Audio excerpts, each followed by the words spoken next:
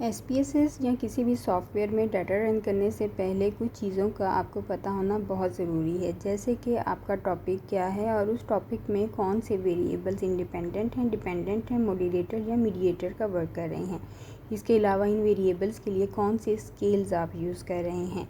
उन स्केल्स के बारे में प्रॉपर इन्फॉर्मेशन आपको होनी चाहिए कि उनकी स्कोरिंग किस तरह से की जाएगी और उन स्कोरिंग का मतलब क्या होगा।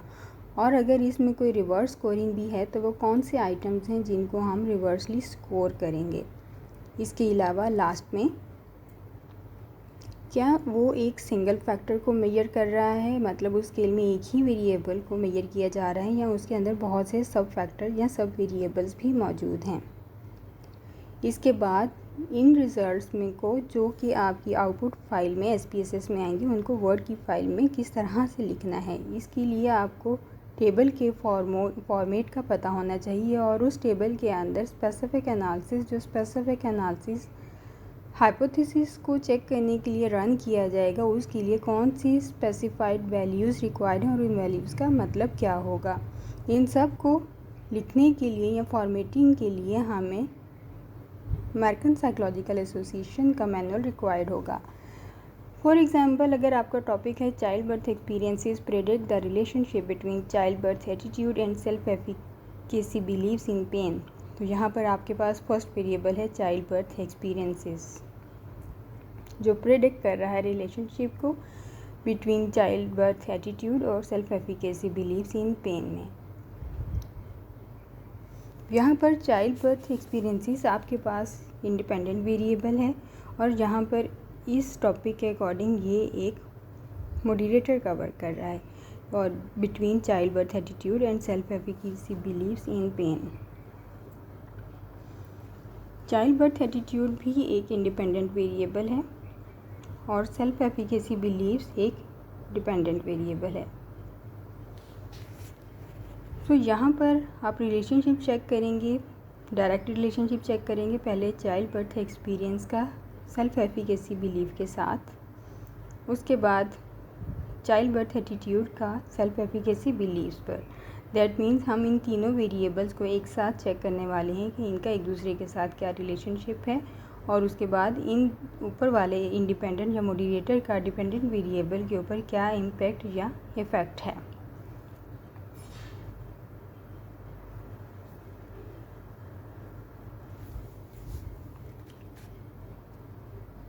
इसके बाद हम देखते हैं स्केल्स की मुकम्मल मालूमात के लिए आपको उसका आर्टिकल देखना होता है कि उसमें उसकी स्कोरिंग कहाँ पे दी गई है। यहाँ पर एक क्वेश्चन चाइल्ड बर्थ एक्सपीरियंस के क्वेश्चन को डेवलप कर रहे हैं। इसी आर्टिकल के अंदर आपको स्कोरिंग मिल जाती है। थोड़ा सा आप स्क्रॉल डाउन करेंगे तो रिज़ल्ट से कुछ पहले आपको स्कोरिंग मेथड्स मिल जाते हैं। यहाँ पर इस स्केल की स्कोरिंग 1 से 4 तक है। Here totally relates to 1, 2 that means थोड़ा सा, less than much and 4 not at all. Like इस तरह की कुछ स्कोरिंग है और उसमें ऐसे स्केल्स आइटम्स जो नेगेटिवली वर्डेड हैं उनको हम रिवर्स स्कोर करेंगे। तो ये कुछ इस स्केल की स्कोरिंग है। समटाइम्स आपको नेट से डायरेक्टली स्केल मिल जाता है और उसकी स्कोरिंग नहीं गिवन होती, तो आपको इस तरह का आर्टिकल सर्च करना होता है। फॉर एग्ज़ाम्पल, ये एक स्केल इसी तरह से मिल गया। उन्होंने कहा कि negatively items, worded items negatively score किए जाएंगे। तो ये यहाँ पर एक हमें स्केल मिल जाता है जिसका हमें नहीं पता था उस आर्टिकल को पढ़ने से पहले। इस स्केल को ओपन किया तो इसके अंदर 3 सब फैक्टर्स हैं जिनको हम अभी टिक कर रहे हैं। सबसे पहला था जनरली चाइल्ड बर्थ एक्सपीरियंस, दूसरा था immediate child birth experience and third था करंट चाइल्ड बर्थ एक्सपीरियंस। इसमें negatively worded items, first item negatively worded है, आई फेल्ट वरीड, तो इसको हम नेगेटिवली स्कोर करेंगे। नेगेटिवली स्कोर का मतलब स्कोरिंग में बताया गया था हम टोटली पर 1 स्कोर करेंगे, बट नेगेटिव जब रिवर्स स्कोर करेंगे तो 1 की जगह 4 आ जाएगा। 2 की जगह 3, 3 की जगह 2 और 4 की जगह 1। तो इसको हम कहते हैं नेगेटिवली स्कोरिंग आइटम्स। जबकि बाकी सब आइटम से हम इनको स्ट्रेट जिस तरह से स्कोरिंग बताई गई है उसी तरह से करेंगे, 1 2 3 4 एक असेंडिंग ऑर्डर वे में, और रिवर्स स्कोर किस तरह से हो जाते हैं, डिसेंडिंग ऑर्डर में। सो ये फ़र्क होता है असेंडिंग और रिवर्स स्कोरिंग में और सिंपल स्कोरिंग में। बिल्कुल इसी तरह यहाँ पे 12th और 3rd स्टेटमेंट भी नेगेटिवली स्कोर्ड है, मतलब इसको हम रिवर्स स्कोर करेंगे इन स्टेटमेंट्स को।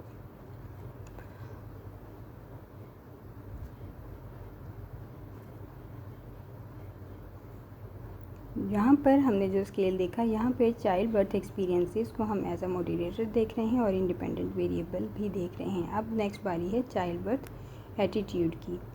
इस स्केल की स्कोरिंग को अगर हम देखें, ये आपके पास इसका आर्टिकल आ जाता है, चाइल्ड बर्थ एटीट्यूड क्वेश्चनर, उसकी साइकोमेट्रिक प्रॉपर्टीज़, और इसका ये थाई वर्जन है, बट इसमें हमें इसकी स्कोरिंग मिल जाएगी।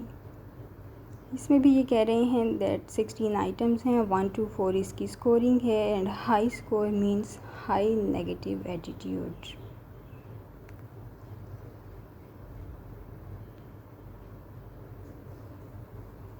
और इनमें हम टोटल आइटम्स को स्कोर करने के बाद और टोटल करने के बाद उसका मीन लेंगे, और उस वही मीन वैल्यू हमारे पास टोटल स्कोरिंग होगी इस स्केल की।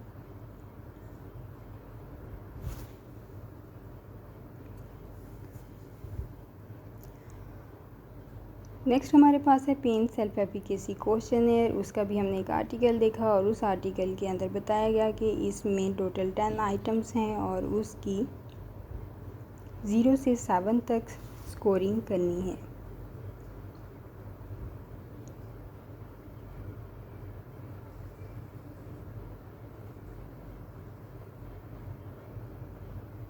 ज़ीरो से 7 तक स्कोर करेंगे हम, and higher score reflects the self efficacy believes, stronger self efficacy believes, that means negative self efficacy beliefs.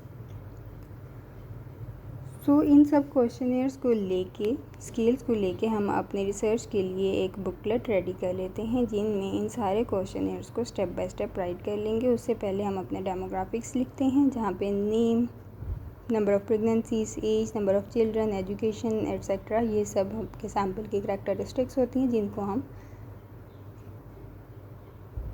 Demographics कहते हैं। अब यहाँ पर नॉर्मली स्कोरिंग की जाएगी 1 2 3 4, जहाँ पर आपका रिस्पोंडेंट किसी भी नंबर पे टिक करेगा according to their understanding.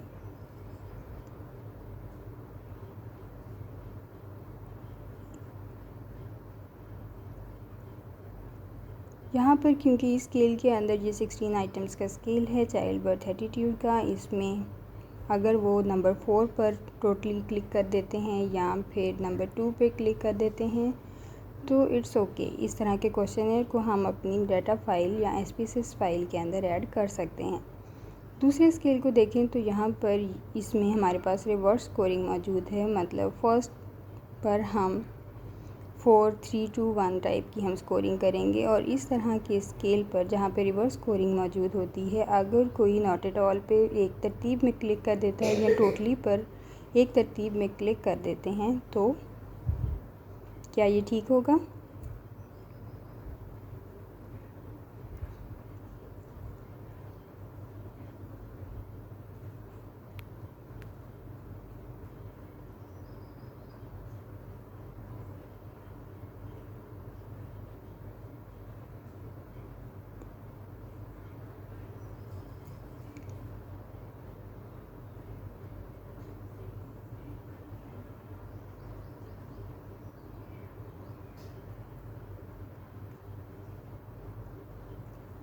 Normally आपका रिस्पोंडेंट जहाँ पर रिवर्स स्कोरिंग के स्केल में टोटली पर अगर वो 1 पे मार्क करेगा तो सेकंड, थर्ड, फोर्थ में 4 या 3 पे जाके मार्क करेंगे। लेकिन अगर वो इस तरह से मार्क नहीं कर रहे और नॉट एट ऑल एक तरतीब में सबको मार्क कर दिया है। तो इस तरह के स्केल्स या फिर टोटली में उन्होंने 1 पे क्लिक कर दिया है सारा, या इन पार्ट मींस इन चारों ऑप्शंस में एक ही तरतीब में जाके उन्होंने सबको एक ही रो में टिक कर दिया है। दैट मीन्स उन्होंने पढ़ के इसको नहीं अटैम्प्ट किया, क्योंकि हमारे पास रिवर्स स्कोरिंग मौजूद थी। तो डेफिनेटली अगर रिवर्स स्कोरिंग में अगर वो 1 पे कर रहे हैं तो बाकी सब में उनको 4 पे करना चाहिए। तो अगर आपका रिस्पोंडेंट कुछ इस तरह से आपका क्वेश्चनर सॉल्व करता है तो इस तरह के क्वेश्चनर को आप अपने डाटा फाइल में ऐड नहीं करेंगे, क्योंकि इससे आपके रिजल्ट्स बुरी तरह से इफ़ेक्ट होते हैं और इसकी रिलायबिलिटी भी अच्छी नहीं आती।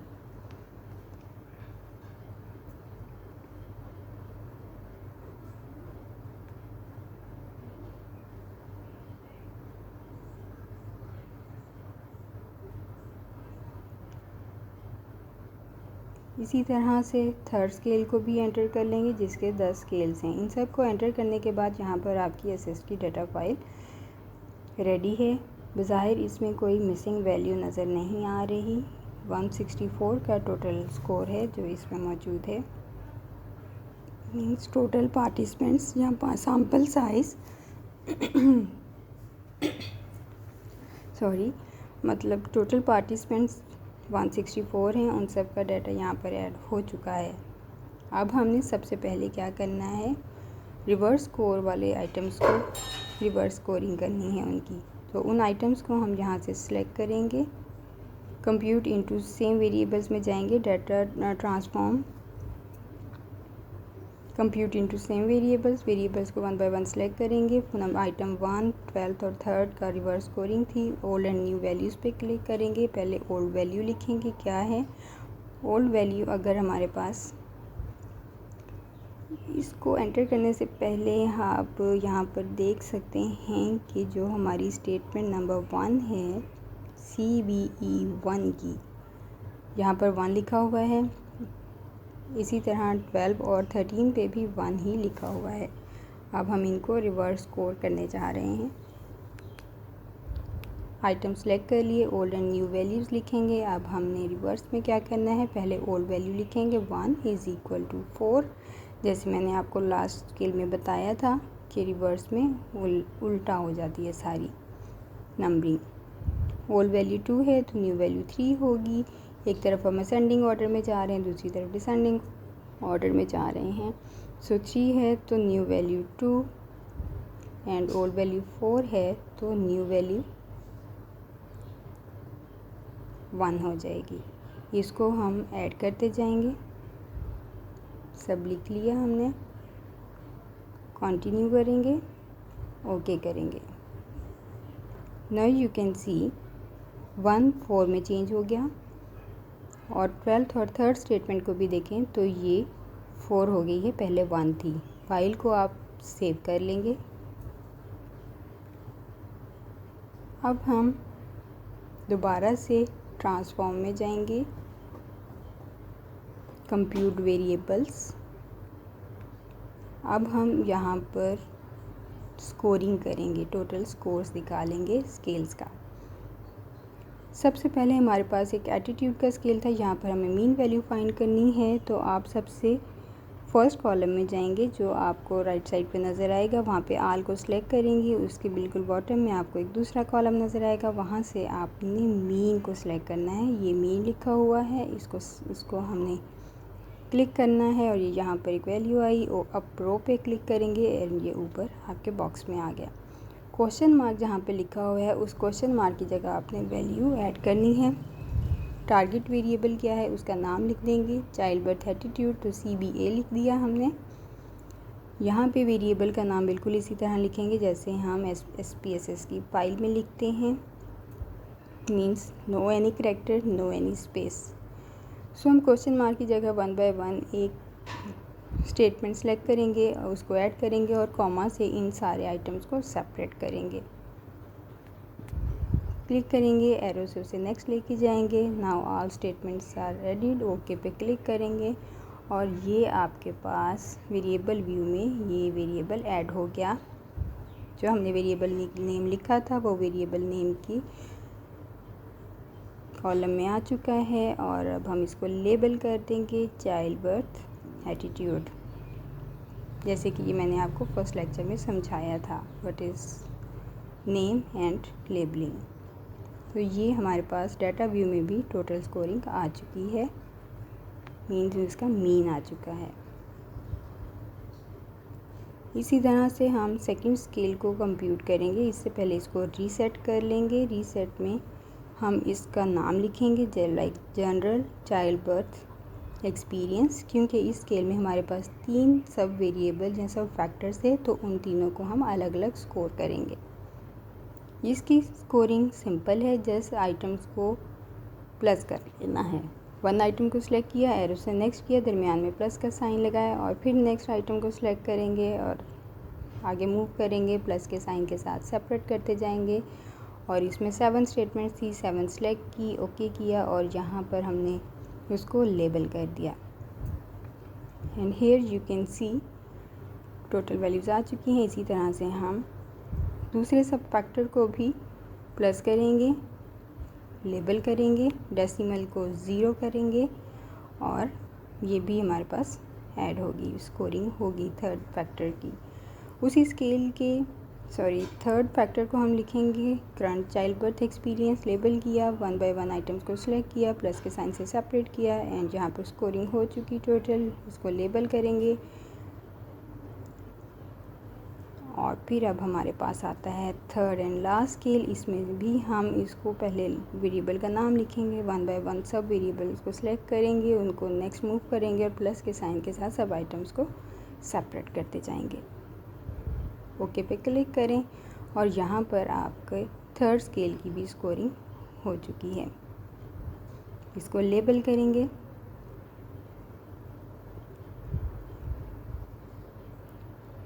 यहाँ साइड पे आप देख रहे हैं कि जो हमारे पास कैटेगोरिकल या डेमोग्राफिकल वेरिएबल्स थे वो नॉमिनल स्केल्स हैं, जबकि यहाँ पे कुछ और स्केल्स भी हमारे जो स्केल्स हैं उसको नॉमिनल लिखा हुआ है, तो हम इसको स्केल में कन्वर्ट करेंगे बिफोर द डाटा एनालिसिस। आपको पता होना चाहिए आपका स्केल नॉमिनल है, कैटेगोरिकल है, ऑर्डिनल है या फिर रेशियो स्केल है। So it's a scale of ratio scale. इनको चेंज करने के बाद हम यहाँ पे डेसिमल्स को 0 करना भूल गए, 0 कर दिया और अब इन 5 स्केल्स की या सब स्केल्स की स्कोरिंग हो चुकी है। चाइल्ड बर्थ एक्सपीरियंस के क्योंकि 3 सब फैक्टर्स थे इसलिए इनको टोटल मिला के 5 आपके पास टोटल स्कोर्स आ जाते हैं।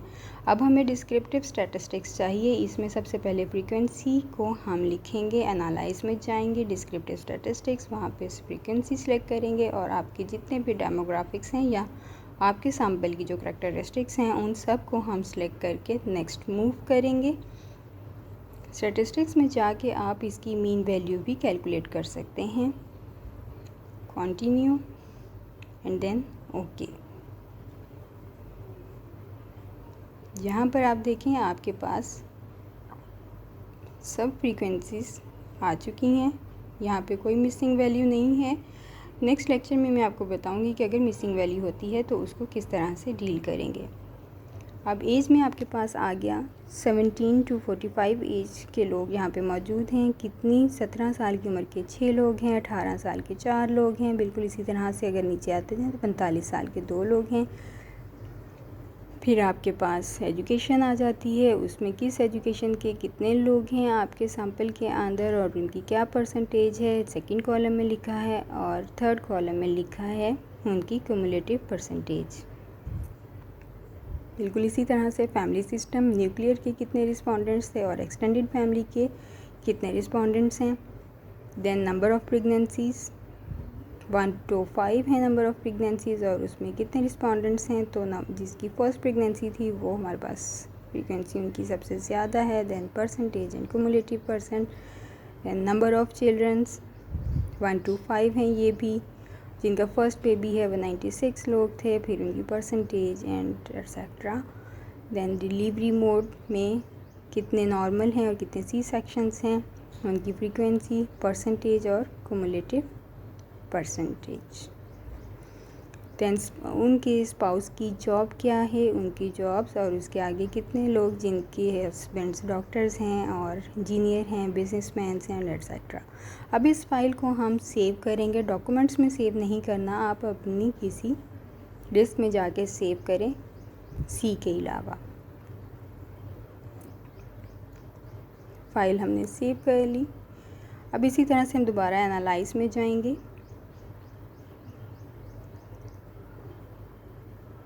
एनालाइज में जाने के बाद स्केल पे जाएंगे, देन रिलायबिलिटी एनालिसिस। अब हम इन स्केल्स की रिलायबिलिटी चेक करेंगे कि ये रिलायबल हैं या नहीं।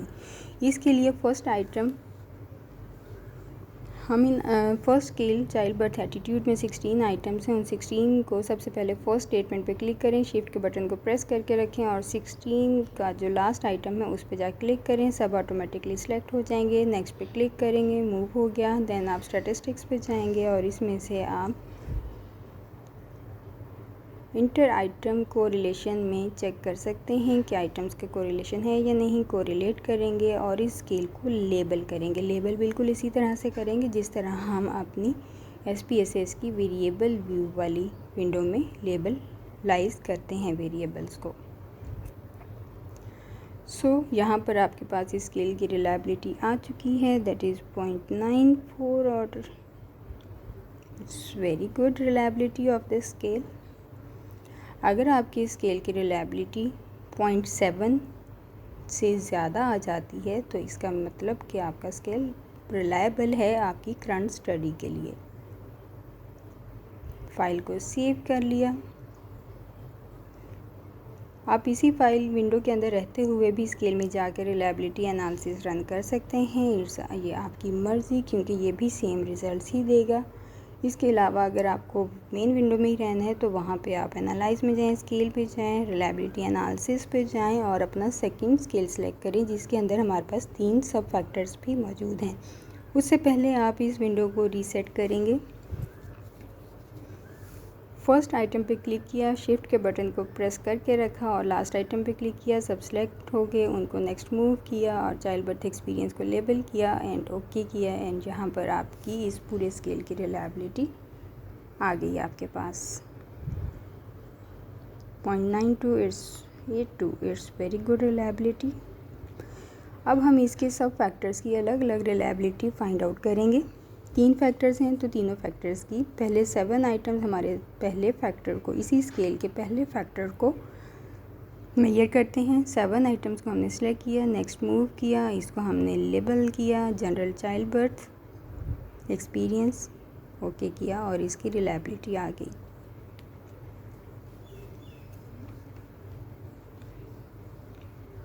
बिल्कुल सेम मेथड को फॉलो करते हुए हम इसके बाकी दोनों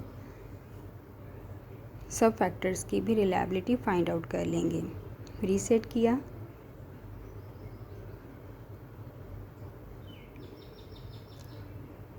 नेक्स्ट फैक्टर को फाइंड आउट करते हैं। इसी स्केल के 3 आइटम्स, उन तीनों को हम सिलेक्ट करेंगे और नेक्स्ट मूव करेंगे, उसको लेबल करेंगे, immediate child birth experience okay किया और उसकी रिलायबिलिटी भी आपके पास आ गई। देन हमारे पास last current child birth experience में उसके 3 आइटम्स को सिलेक्ट किया, नेक्स्ट मूव किया, लेबल किया एंड ओके किया एंड इसकी रिलायबिलिटी भी आ गई।